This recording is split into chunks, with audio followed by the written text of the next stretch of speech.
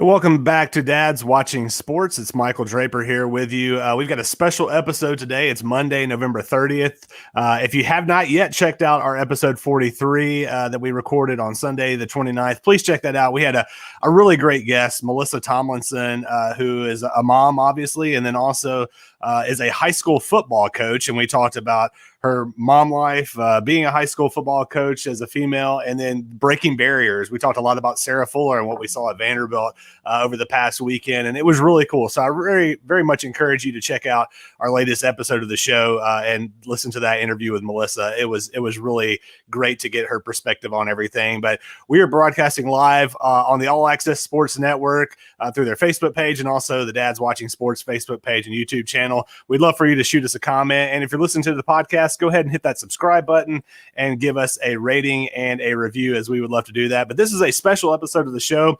We have just tipped off the college basketball season, and there is no one better to talk college basketball with than our guest for today, and that is Clark Kellogg of CBS Sports. Clark has been a analyst, both in-game and studio analyst for CBS Sports for really about the past 25 years or so. He also played basketball at Ohio State, the Ohio State University, where he was all Big Ten and drafted by the Indiana Pacers and played for the Pacers. So, Clark, thank you so much for joining us on Dad's Watching Sports. How are you, sir? I am good, Michael, and a pleasure to have a chance to hang out with you, man. A lot going on in the world in general and the sports world specifically, but much of it is good. Some of it is sobering and challenging, but I try to lean into the good that's all over the place. If we'll just take our time to look at it and look forward.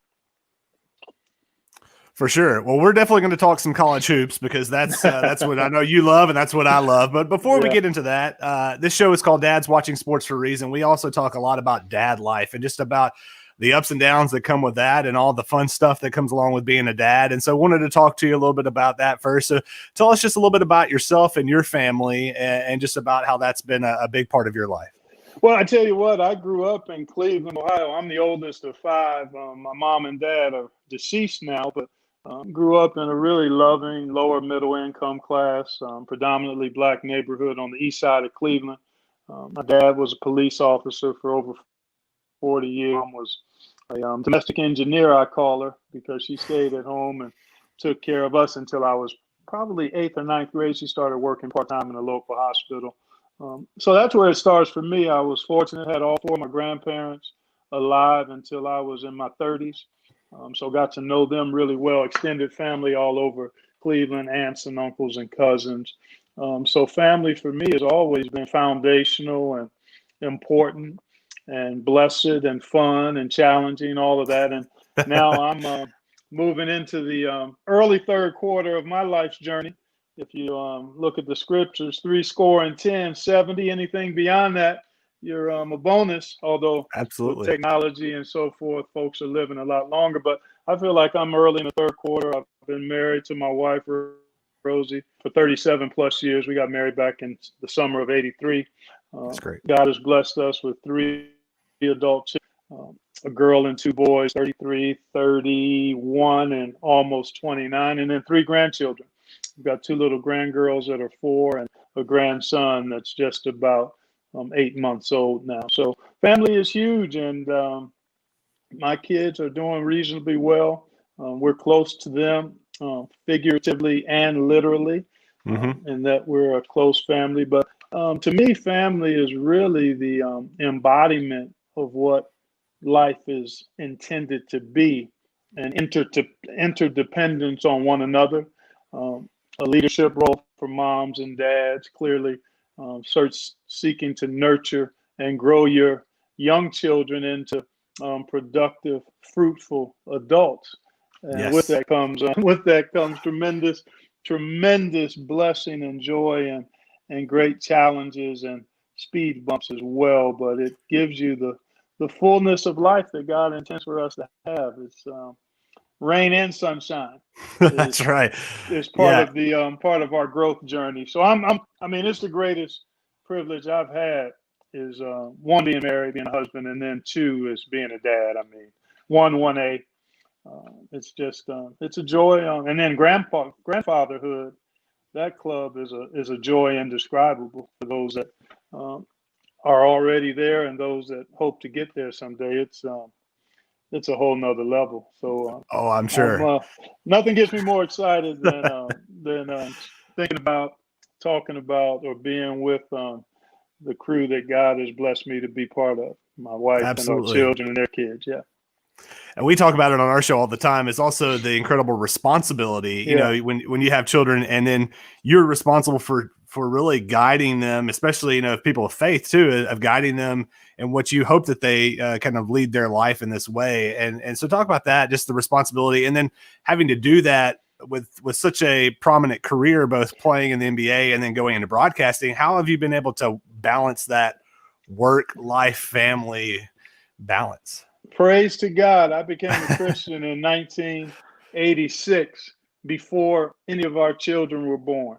I gave my Mhm. life and heart to God through faith in Christ in November of '86. Really 34 years ago. And our first child was born in March of '87, our daughter Talisa. So they didn't know much of my playing career other than what they've read and seen in videos and some of the memorabilia I have and what people have told them. But they certainly have known me as a Christ follower and as a Sure. dad who's attempted to follow the life giver. And so that's been really the foundation upon which I've tried to lead and love my wife and our children well. And certainly mistakes along the way, things I would redo if I had a chance. But I've always been foundation on trying to allow the scriptures to inform what I do in all of my roles, and certainly as a dad.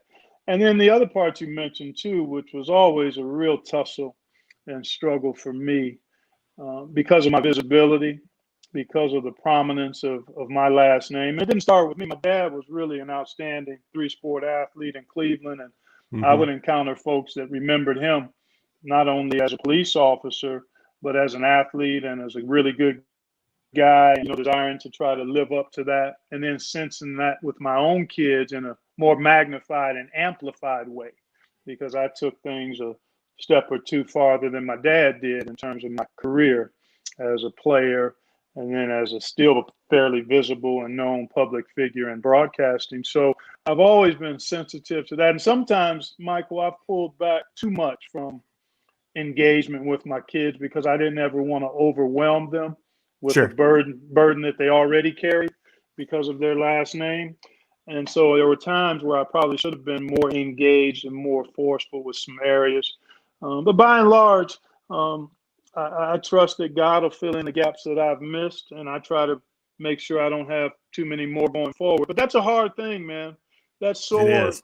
that sort of notoriety or celebrity, it cuts both ways I'm sure. with the kids. I mean, even with me and my wife, some people will want to kiss your feet in your ring because of who you are and who you've been in a sport, and other people want to try to pull you down for whatever reason.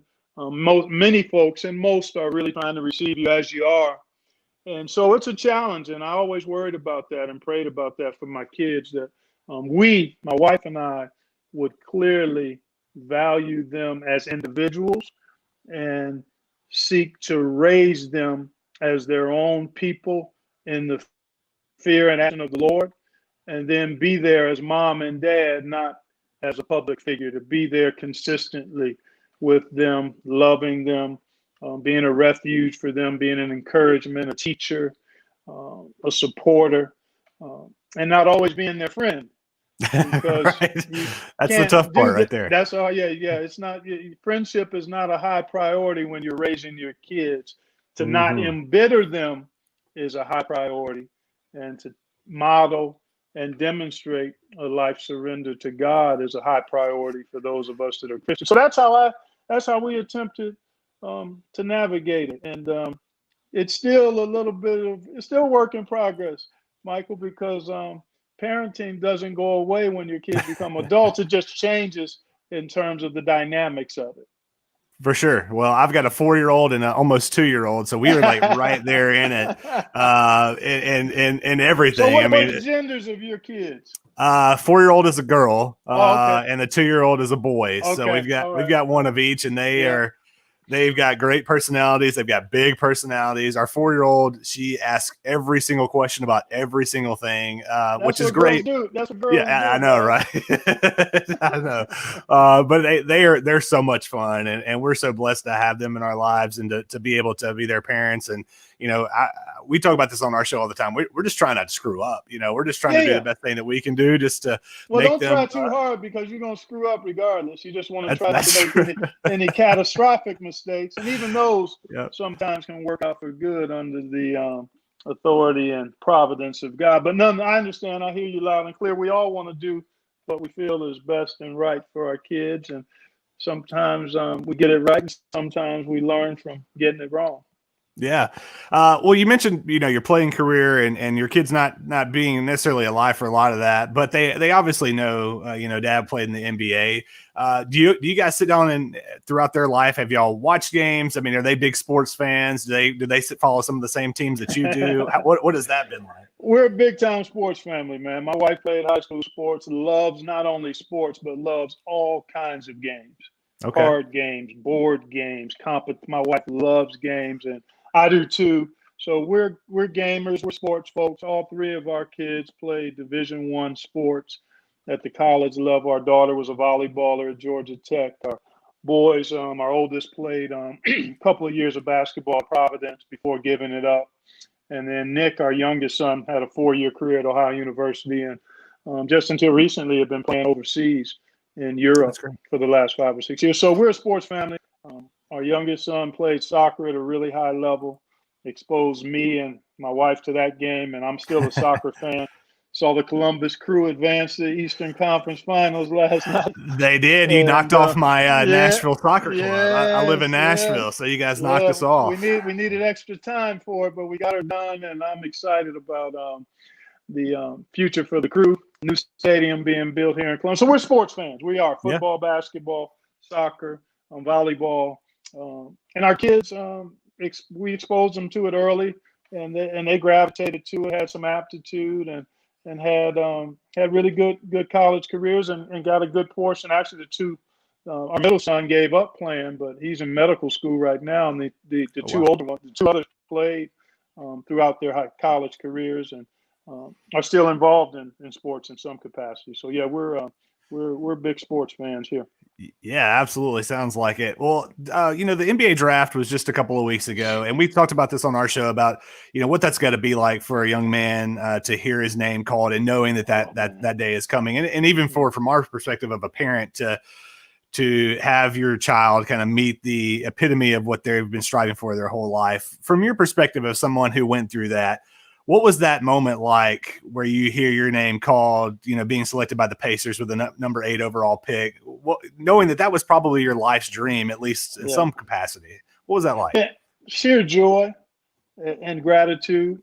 And every year the draft rolls around, I'm excited as heck for those kids and those families because I've been there. It was 38 years ago for me. It was the summer of '82, but still that excitement, that culmination.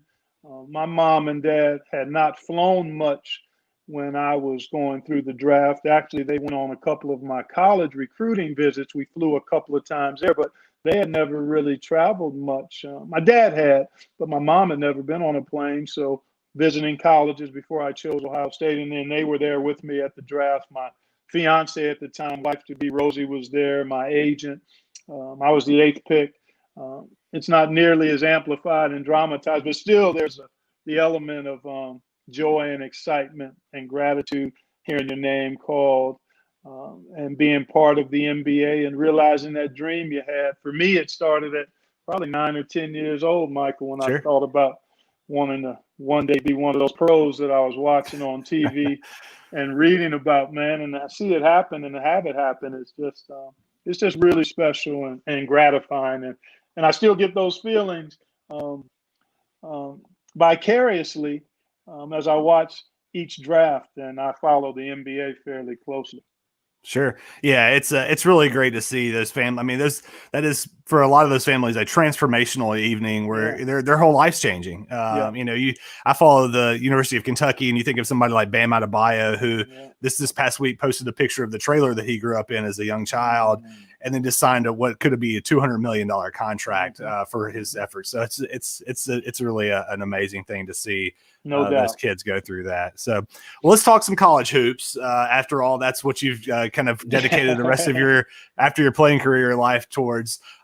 Just kind of off the top, what are some of the biggest moments of your 25 years from a college basketball standpoint that just kind of stand out to you?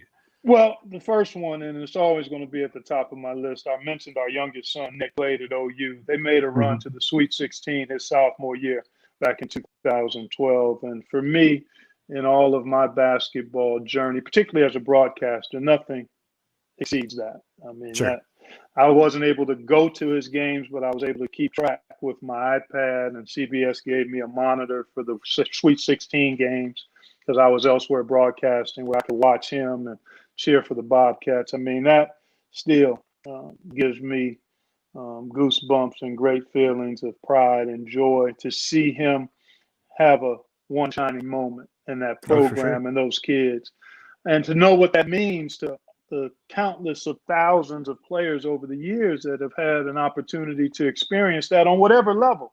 And so that goes to the top of the list. Calling my first championship game with Jim Nance and the rest of our crew, Tracy Wolfson and our broadcast producers and directors with our whole team, being able to be in that position and to do that. That was 2009, and to have 4 additional years of that.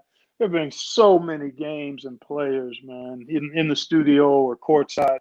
But my son's experience is at the top of the list. And probably second would be the opportunity in replacing Billy Packer, who was a legendary broadcaster, as Jim Nance's partner for 5 championship games from 2009 to 2013.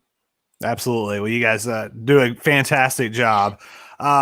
All right, so let's take you back to March 13th. They announced the NCAA tournament is canceled this year due to the COVID-19 pandemic.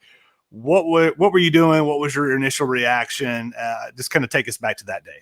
Well, it was a slow cascading south because the night before, Rudy Gobert had tested positive for the coronavirus, and the NBA shut things down immediately. The next morning, which was Thursday, teams were ushered off the court as they were preparing for conference tournament championship games, wherever they were. Indianapolis comes to mind most readily because I was locking in. I think the Buckeyes may have been getting ready to play, or somebody, but I think the Buckeyes were scheduled for maybe a noon game that day. But anyway, I was teeing up my TV watching for the day, and then saw that the conference tournaments were canceled. Then it was just a matter of time before the inevitable of the NCAA tournament being canceled. And it rocked us all. I mean, and it wasn't even significant. It was significant, clearly, but it really hit me on Selection Sunday, which was only a few days later. As I was at home and started getting texts and calls from some of my colleagues and missing the people that are part of that whole 3 weeks of craziness and madness that we so love. And it was an empty feeling that created some real grief and mourning that surprised me. I mean, it emotionally brought me to tears.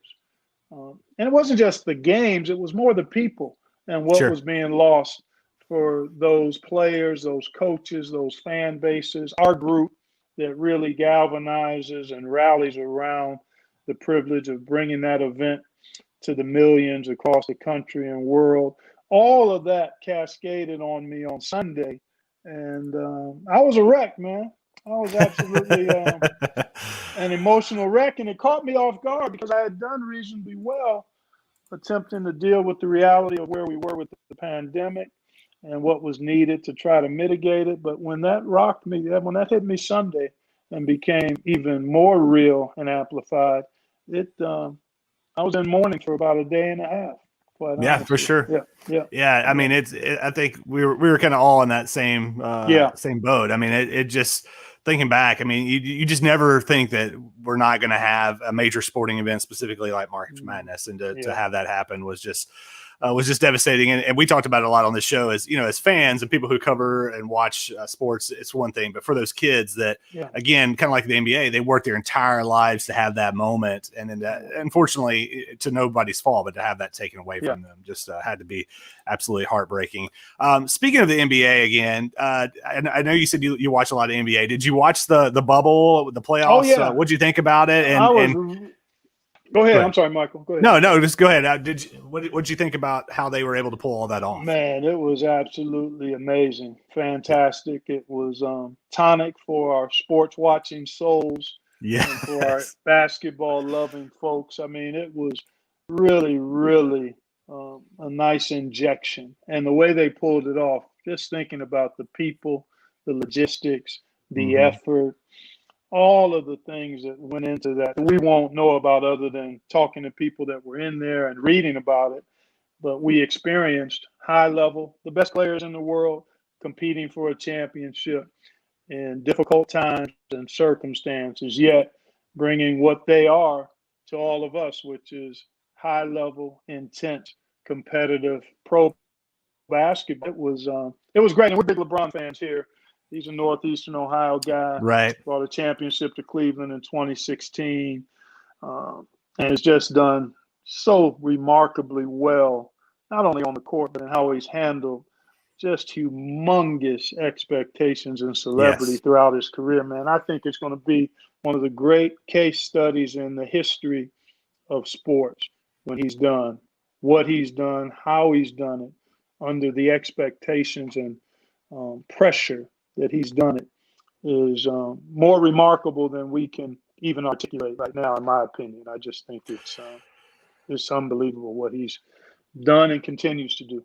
Yeah, no, I completely agree. I think you hit the nail on the head. The expectations that he had as a 17, 18-year-old, and the fact that he's been able to not only live up to those, but exceed those. And then, like you said, off the court, he's almost exceeded those expectations off the court. And as a dad, I'm sure he's done. going to have. I mean, just phenomenal. I mean, it's a fascinating journey to watch. So I was happy to see the Lakers and him get another one. And it'll be fun to kind of watch how this next season plays out and unfolds. Yes, it will. Okay, so I got a hypothetical here for you. College basketball can have a full season and crown a champion if it does what? Well, I think just navigate the road they're on, quite honestly. There's not much more. I think the idea and the likely reality that the tournament will take place in one site, it seems Indianapolis would be that area, which makes sense. Sure. And I think you work through the bumps and the hiccups that are inevitable, and we're seeing those in terms of game cancellations and virus spread on teams and so forth. But it's a really hard needle to thread, Michael. And I'm just thankful that we can thread it and do it reasonably safely, and that there's light on the other side of this. The darkness is just going to linger for we don't know how long. But there is going to be light. And in the midst of the darkness, I think it's important to do the things we need to do to try to be safe and prudent and healthy, but also to try to move forward in terms of those things that we have to do or desire to do, as long as we can do them reasonably safely. So I don't think there's an ultimatum. I think you deal with the reality of where you are, and the protocols that are in place, I think, will lend itself to a season being completed and a tournament culminating that season with the crowning of a champion. And I'm hopeful that it'll be as scheduled in that same time frame that we typically are accustomed to, that first part of April. Yeah. As are we all. We're talking with Clark Kellogg of CBS Sports. Clark, I've got just a couple more questions for you here, and then I'll let you go because I know we're right in the middle of it, so I know you're busy. And I'm glad to be in the middle of it, quite honestly. Absolutely. To be fully immersed in watching games instead of just reading about teams, and to see teams and discover these outstanding mid-major squads and these terrific and all over the country. I mean, that's the great joy I get, is to have every season unfold in a unique manner and discover some of these budding stars and surprise excellent teams. That's right. Speaking of surprises, we've already had a couple of upsets in college basketball. San Francisco knocked off Virginia. Richmond beat Kentucky. Because of the lack of the fans in the stands and the preparation practice time for teams and with teams having to take weeks off and things like that, do you anticipate we're going to see kind of madness all season long and see a lot more of these upsets? I think we will, but I think we've been seeing that for the last 20 years, quite honestly. The gap is closed between the power conference teams and the non-power conference teams because there are so many more good players that are spread out. And the transfer portal certainly upgrades experience and talent on some of the non-power conference team rosters. So I think we've seen it. We may see a little more of it because of those things you mentioned, the pandemic as the backdrop, the lack of practice time, young teams not benefiting from preseason conditioning as in years past. So I think experienced teams that can stay healthy will have a slight advantage. And then no real home court advantage anywhere for the most part because of the lack of fans. So that too squeezes the gap between teams. When you think about the Big Ten environment, some of the SEC environments, you won't have that same type of advantage. So all of that, I think, will create maybe a little more disruptive madness as we move towards 2021 and March Madness in a few months. Yeah, when you've got 2,300 fans in Rupp Arena as opposed to 23,000, that's a big difference. And so I think it's going to be great to see all that kind of play out. All right, last question for you here. Give me 7 or 8 teams that you feel like have a great shot at making the Final Four, wherever it is and whenever it is. But who do you think is kind of the favorites or teams that you think are going to make it there? Well, I haven't seen anybody that's better than Gonzaga. I think most would agree with that. They've got a blend of experience and talent that's unique. I love Illinois, what they have in terms of size, athleticism. I think Kansas will be there. They're a little different than in the past, but I think Kansas will be in the mix. This Kentucky team, I watched that Richmond game yesterday, and I tell you, I don't know if I've seen a team as long and as bouncy and as live as Kentucky at multiple positions. They're young, so they'll need some time, but boy, they've got some really great potential there. So I wouldn't dismiss them. I certainly think Iowa would be in that group. And I like to always kind of go outside of your perennial powers. I love that Richmond team. And it's a shame they don't have Nick Sherrod. If they had him, oh my goodness. And St. Louis is another team. I know they've got a couple of their key guys that are hurt right now, but teams of that ilk, don't sleep on Dayton again. I know they lost Obi Toppin, but Anthony Grant has some nice ammunition. Baylor is clearly in that upper echelon with their backcourt. So I'll give you a couple. St. Louis, Richmond out of the A-10, Dayton. There was somebody else on my radar outside of the power conferences, and I just drawn a blank. And I gave you a handful of the usual suspects. Sure. That would be in the mix. But I'll be updating that list as we go. But those are some of the teams that I've kind of highlighted and put on my radar watch list. Well, it's going to be fun nonetheless. We've got the Champions Classic tipping off on Tuesday night with all those 4 powerhouse programs, and then we just got great college basketball the rest of the way. But Clark, thanks so much for taking the time. Again, I know it's a busy time, and I can't thank you enough for taking some time to chatting with us. And just best of luck in the season, and hope you stay healthy and stay having fun with it. And we look forward to watching all the great broadcasting that you guys do over at Turner and CBS. I appreciate it, Michael. Great to be with you. You and your family stay safe and healthy. And I got another team I need to add to my list, Florida State, Leonard Hamilton and his crew. Throw them in your hopper as to keep an eye on. But really enjoyed the conversation. Maybe we'll get a chance to talk again during the season. Yes, sir. Absolutely. Have a great day. Yep, you do the same. Thank you, Michael. All right. Thank you. All right, we're going to go to a break here on Dad's Watching Sports for the next week, but we will be back, like I said. Again, make sure you check out episode 43 when we were joined by Melissa Tomlinson to talk about mom life, coaching high school football, the breaking the barriers, that all that's been going on here recently. And then stay tuned for next week's show as we're joined by the Bracketeers to break down the holiday song bracket. We'll see you next week on Dad's Watching Sports again. Special thanks to Clark